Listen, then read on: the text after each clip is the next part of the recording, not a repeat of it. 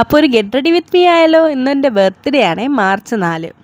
ഈ ബർത്ത്ഡേ എന്ന് പറയുമ്പോൾ എല്ലാവർക്കും ഓരോ ആഗ്രഹങ്ങൾ കാണില്ലേ. എൻ്റെ ഏറ്റവും വലിയ നടക്കാത്ത സ്വപ്നമായിരുന്നു കേട്ടോ എൻ്റെ ക്ലാസ്സിൽ മുട്ടായി കൊടുക്കുക എന്നുള്ളത്. എനിക്ക് വീട്ടിൽ വാങ്ങിച്ചു തരാത്തതുകൊണ്ടെന്നല്ല, എൻ്റെ ഈ ബർത്ത്ഡേ സമയം വരുമ്പോൾ ഒന്നെങ്കിൽ എക്സാം ആയിരിക്കും അല്ലെങ്കിൽ ലീവായിരിക്കും. എന്ത് കഷ്ടമാണെന്ന് നോക്കിയേ. ഞാൻ ഒത്തിരി ആഗ്രഹിച്ചിങ്ങനെ കാത്തിരുന്നാലോ അല്ലെങ്കിൽ സൺഡേ ആയിരിക്കും. ഒരു വല്ലാത്തൊരവസ്ഥയാണ്. ജീവിതത്തിൽ ഇതേവരെ ഞാനിങ്ങനെ കൊടുത്തിട്ടില്ല. എൻ്റെ ക്ലാസ്സിലൊക്കെ ആണെങ്കിൽ കുട്ടികളിങ്ങനെ ബർത്ത്ഡേ ഒക്കെ വരുമ്പോൾ കളർ ഡ്രസ്സ് ഇട്ടുകൊണ്ട് വരും. അതുപോലെ തന്നെ എല്ലാവരും എണീറ്റിരുന്ന് കൈയൊക്കെ കൊട്ടി ഹാപ്പി ബർത്ത്ഡേ ഒക്കെ പാടുവേ, മുട്ടായൊക്കെ കൊടുക്കും. ഭയങ്കര സങ്കടമാണ് എനിക്കത് കാണുമ്പോൾ. കാരണം എനിക്കത് നടക്കില്ലല്ലോ എന്ന് ഓർത്തിട്ട് ഇതേവരെ നടന്നിട്ടുമില്ല, ഇനി നടക്കേയില്ല അങ്ങോട്ട്. അങ്ങനെ പക്ഷെ കല്യാണത്തിന് ശേഷം എൻ്റെ ബർത്ത്ഡേ ആഘോഷമൊക്കെ ആകെ അങ്ങ് ഡിഫറെൻ്റ് ആയിരുന്നു. കാരണം ഇതുപോലെ ഞാനും ഇക്കായും പുറത്ത് പോകും.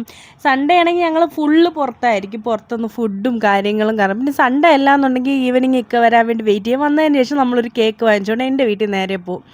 ഇത് തന്നെയാണ് വർഷങ്ങളായിട്ട് നടന്നുകൊണ്ടിരിക്കുന്നത്.